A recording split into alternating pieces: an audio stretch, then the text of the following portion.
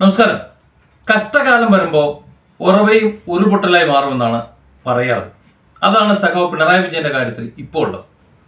നോക്കൂ, എത്ര വലിയ വിവാദങ്ങളിലൂടെയാണ് അദ്ദേഹം കടന്നു വന്നത്. കഴിഞ്ഞ കുറെ വർഷങ്ങളായി ഈ വിവാദങ്ങളൊക്കെ സംഭവിക്കുമ്പോഴും താൻ പറയുന്നതാണ് ശരി, താൻ പറയുന്നവർക്ക് നിന്നോണം എന്ന ആ ഒരൊറ്റ ചാലഞ്ചിങ്ങിൽ പോയി സകല എണ്ണത്തിനെയും സകല നേതാവിനെയും ആരെയും അടക്കി ഭരിച്ചുകൊണ്ടാണ് അദ്ദേഹം പോയിക്കൊണ്ടിരുന്നത്. അത് ഒന്നാം തരം ചാലഞ്ചറായിരുന്നു അദ്ദേഹം. അദ്ദേഹത്തെ ആർക്കും മാറ്റി നിർത്താൻ കഴിയുമായിരുന്നില്ല എന്നുള്ളതാണ് വസ്തുത. എത്ര ആരോപണങ്ങളാണ് വന്നത്. ലാവൽ മുതലും കൊണ്ട് എടുത്താൽ മതി. എത്ര കൊല്ലമായി തുടങ്ങിയിട്ട്. വേണ്ട, ഇവിടെ സ്വർണ്ണക്കള്ളക്കടത്ത് വന്നു, അതുപോലെ മറ്റു പലതും വന്നു, മാസപ്പടി വന്നു, എന്തെല്ലാം വന്നു. അതിനെയൊക്കെ അതിജീവിച്ചുകൊണ്ട് പുഷ്പം പോലെ വലിച്ചെറിഞ്ഞുകൊണ്ടാണ് അദ്ദേഹം നിലകൊണ്ടത്. എന്നാൽ ഇപ്പോൾ അടിപതറിയത് എങ്ങനെയാ? ഇപ്പൊ നോക്കൂ, ഇപ്പോൾ അണികളെല്ലാം തങ്ങളുടെ എതിർചേരിയിലുള്ളവർക്ക് ഒരിക്കലും കണ്ടുകൂടാ എന്ന് വിശ്വസിപ്പിച്ചിരുന്നവർക്ക് വോട്ട് കൊടുത്തുകൊണ്ട് പ്രതിഷേധിക്കുകയാണ്. ഇവിടെ ജീവിക്കാൻ നിവൃത്തിയില്ല. കാരണം അണികളെന്ന് പറയുന്നത് ഒരു കോടീശ്വരന്മാരൊന്നുമല്ല. അവർക്ക് ഇവിടെ ജീവിക്കാൻ പറ്റാത്ത സാഹചര്യമുണ്ട്. അവർക്ക് നാട്ടിലിറങ്ങി നടക്കാൻ പറ്റാത്ത സാഹചര്യമുണ്ട്. സ്വാഭാവികമായും അതിന് മറ്റുള്ളവരോട് മറുപടി പറയാൻ പറ്റാത്ത സാഹചര്യമുണ്ട്. ആ സമയത്തും ആ ദാർഢ്യം വെച്ചുകൊണ്ട് നേതാക്കന്മാരുടെ കുതിര കയറി അവർക്ക് അർഹമായ സ്ഥാനങ്ങളും എല്ലാം നിഷേധിച്ചുകൊണ്ട് നിൽക്കുമ്പോൾ ഈ നേതാക്കന്മാരെല്ലാം പിണറായി എന്ന് പറയുന്ന ഒരു വ്യക്തിയുടെ അസ്തമയത്തിന് വേണ്ടി കാത്തിരിക്കുന്നത് പോലെയാണ് ഇപ്പോൾ എനിക്ക് ഫീൽ ചെയ്യുന്നത്. കാരണം അതിനുവേണ്ടിയാണ് അവർ കാത്തു നിൽക്കുന്നത്, വേറെ മാർഗമില്ലാത്തത് കൊണ്ട്. ഇവിടെ സോഷ്യൽ മീഡിയയിൽ കൂടി കയറി കളിക്കാൻ തുടങ്ങി. സത്യം പറഞ്ഞാൽ പോരാളി ഷാജിയെ പോലുള്ളവർ എന്ത് തോന്നിയാസം സർക്കാർ കാണിച്ചാലും പിണറായി എന്ത് കാണിച്ചു കഴിഞ്ഞാലും അതൊക്കെ ശരി തന്നെയാണ് എന്ന് വാദിച്ചുകൊണ്ട് അതിനെതിരെ ശബ്ദിക്കുന്നവരെ കൊന്നു കൊല വിളിച്ച് തെറി വിളിച്ച് കട്ടത്തെറി വിളിച്ച് CPM-നെ സപ്പോർട്ട് ചെയ്യുന്ന പോരാളി ഷാജി. ആ പോരാളി ഷാജി പോലും സഖാവ് പിണറായിക്കെതിരെ അതിരൂക്ഷമായി വിമർശിച്ചിരിക്കുന്നു എന്ന് പറഞ്ഞാൽ എവിടെയാണ് എത്തി നിൽക്കുന്നതെന്ന് ചിന്തിക്കാം. കഴിഞ്ഞ ദിവസം പോരാളി ഷാജി പേജിൽ വന്നിട്ടുള്ള ഒരു ഫേസ്ബുക്ക് പോസ്റ്റ്, അത് സത്യത്തിൽ ഈ കേരളത്തിന്റെ ശബ്ദമാണ്, പ്രതിപക്ഷത്തിന്റെ ശബ്ദമാണ്, ഇവിടുത്തെ സാധാരണക്കാരന്റെ ശബ്ദമാണ്. എന്തുകൊണ്ടാണ് പോരാളി ഷാജി ഇങ്ങനെ ആയത് എന്ന് എനിക്കറിയില്ല. എന്നാലും ഈ ശബ്ദം ശരിക്കും നമ്മളെല്ലാം കാണേണ്ടതാണ്, വായിക്കേണ്ടതാണ്, കേൾക്കേണ്ടതാണ്.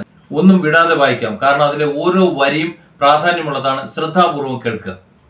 അങ്ങാടിയിൽ തോറ്റതിന് അമ്മയുടെ നെഞ്ചത്തേക്കല്ല കയറേണ്ടത്. ഇത്രയും വലിയ തോൽവിയിലേക്ക് ഇടതുപക്ഷം പോകാനുള്ള കാരണം പോരാളി ഷാജിയോ ഗ്രൂപ്പോ അല്ല.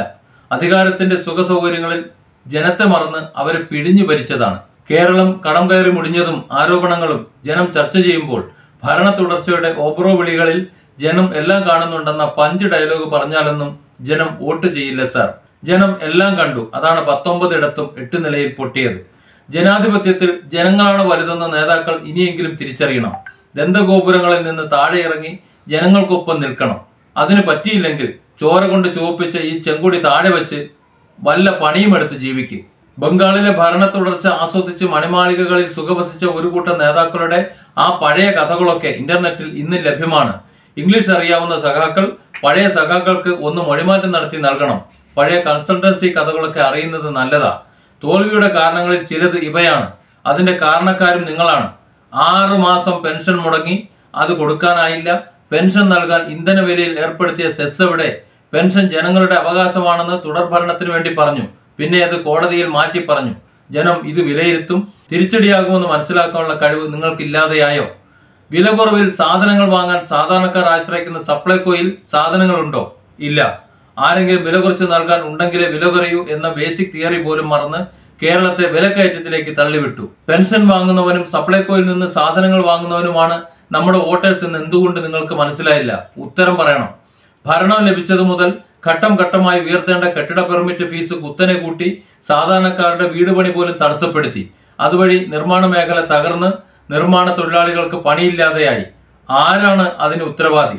നിർമ്മാണ മേഖല തകർന്നാൽ എല്ലാം തകരും. വീട് വെക്കുന്നവർ പഞ്ചായത്തിൽ കെട്ടേണ്ട പെർമിറ്റ് ഫീസ് 15 ഇരട്ടി വർദ്ധിപ്പിച്ചത്. 1 വർഷം മുമ്പ് വരെ 1400 കെട്ടേണ്ടവൻ ഇന്ന് കെട്ടേണ്ടത് പഞ്ചായത്തിൽ 20,000-ഉം കോർപ്പറേഷന് 30,000-ഉമാണ്. അതുപോലെ തന്നെ കറണ്ട് ബില്ലും ഉയർത്തി. ഇതൊക്കെ തിരിച്ചടിയാകുമെന്ന് മനസ്സിലാക്കാൻ CPM-ന് സാധിക്കാത്തതെന്ത്? PSC റാങ്ക് പട്ടികയിൽ ഉൾപ്പെട്ട SFI-ക്കാർ അടക്കമുള്ള വിദ്യാർത്ഥികൾ തിരുവനന്തപുരത്ത് 60 ദിവസം സമരം നടത്തിയപ്പോൾ 10,000 കണക്കിന് യുവാക്കളാണ് പിന്തുണ അറിയിച്ചെത്തിയത്.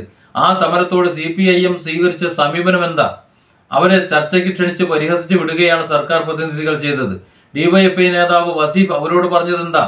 ഒഴിവുണ്ടായിട്ടും 11,000 വിദ്യാർത്ഥികളിൽ കുറച്ചു പേർക്കെങ്കിലും നിയമനം നൽകി ആ പ്രശ്നം തീർക്കാമായിരുന്നു. എന്നിട്ട് തീർത്തോ? കേവലം 1 വർഷം കാലാവധിയുള്ള റാങ്ക് ലിസ്റ്റ് വൈകി പ്രസിദ്ധീകരിക്കുകയും മികച്ച മാർക്കുള്ള വിദ്യാർത്ഥികളെ വർഷങ്ങൾ ആശ നൽകി പറ്റിക്കുകയുമാണ് സർക്കാർ ചെയ്തത്.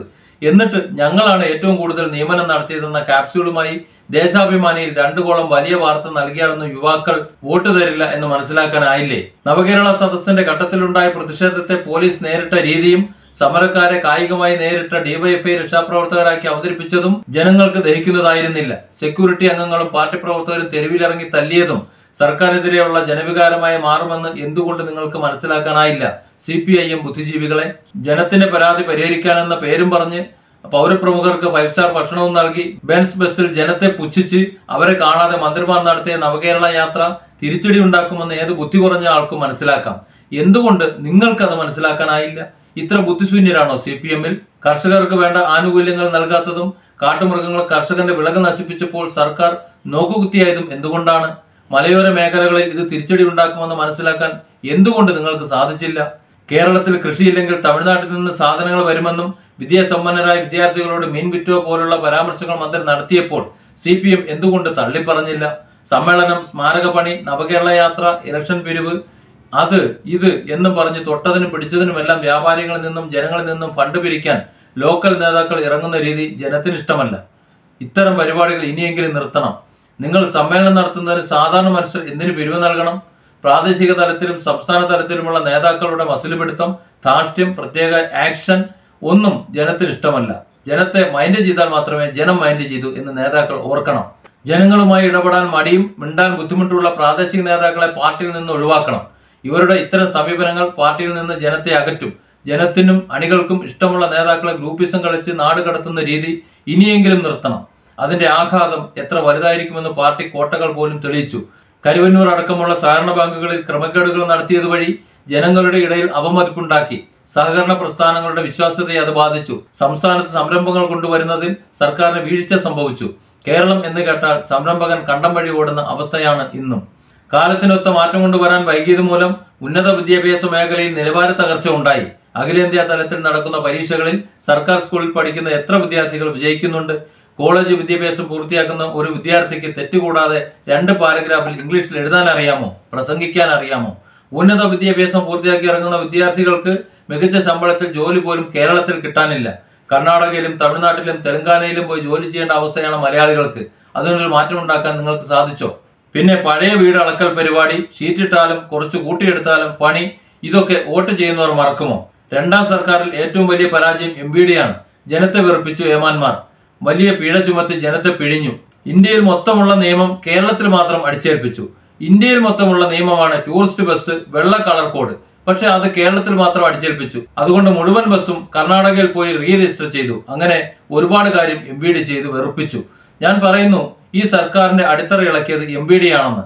ആന്റണി രാജുവിന്റെ കാലത്ത് ഇത്തരം കാര്യങ്ങളൊന്നും ശ്രദ്ധിക്കപ്പെടാതെ ഇടതുണ്ടെങ്കിലേ ഇന്ത്യയുള്ളൂ എന്ന പഞ്ച് ഡയലോഗ് പറഞ്ഞാലൊന്നും ജനം വോട്ട് ചെയ്യില്ല. അതോടൊപ്പം കേരളത്തിലെ 80% ജനങ്ങളും കൈരളിയും ദേശാഭിമാനിയും അല്ല കാണുന്നതെന്നും തിരിച്ചറിയണം. ഇത്രയും വളരെ വിശാലമായി പറഞ്ഞ ശേഷം സബ്ബായി കുറച്ച് കാര്യങ്ങൾ കൂടി പറയുന്നുണ്ട്. NB CPM-നെ വിമർശിക്കുന്നവരെ വളഞ്ഞിട്ട് ആക്രമിക്കുന്ന ശൈലി എന്നത് പോരാളി ഷാജി പേജിന്റെ ശൈലിയല്ല. ഇത്തരം സൈബർ ആക്രമണം നടത്തുന്നത് പാർട്ടിയുമായി ബന്ധപ്പെട്ട മുഖമുള്ള ഒരു വിഭാഗം അണികളാണ്. ഇവർ നിർമ്മിച്ച സീക്രട്ട് ഗ്രൂപ്പുകൾ പാർട്ടി പരിശോധിക്കുകയും ഈ ക്രിമിനൽ മനോരോഗികളെ നിയന്ത്രിക്കുകയും ചെയ്യണം. ഞങ്ങൾ മാന്യമായ രീതിയിൽ മാത്രമേ പ്രതികരിക്കാറുള്ളൂ. പോരാളി ഷാജിയുടെ ലോഗോ ദുരുപയോഗം ചെയ്തു വരുന്ന വ്യാജ പോസ്റ്റുകൾക്കോ വ്യാജ പോരാളി ഷാജി പേജുകളിൽ വരുന്ന പോസ്റ്റുകൾക്കോ ഞങ്ങൾ ഉത്തരവാദികളല്ല. ഇത് മറുപടിയല്ല. ഇത്രയെങ്കിലും പറഞ്ഞില്ലെങ്കിൽ ഇടത് അനുകൂലി ആണെന്ന് പറയുന്നതിൽ അർത്ഥമില്ല. ഞങ്ങൾ ആരുടെയും പൈസ വാങ്ങിയിട്ടില്ല, വാങ്ങുകയുമില്ല. പൈസ വാങ്ങി കുനിഞ്ഞു നിൽക്കാൻ ഞങ്ങൾ ബിനാമി ബിസിനസ് ഒന്നുമില്ല. ഒരു ഉപമ പറഞ്ഞതാണേ, ഇതിൽ പിടിച്ചു കയറേണ്ട രാഷ്ട്രീയ എതിരാളികൾ. കൂടുതൽ പറയിപ്പിക്കരുത്. എത്ര അർത്ഥവത്തായിട്ടാണ് സംസാരിക്കുന്നത്. എനിക്കും ഇതൊക്കെ തന്നെയാണ് പറയാനുള്ളത്.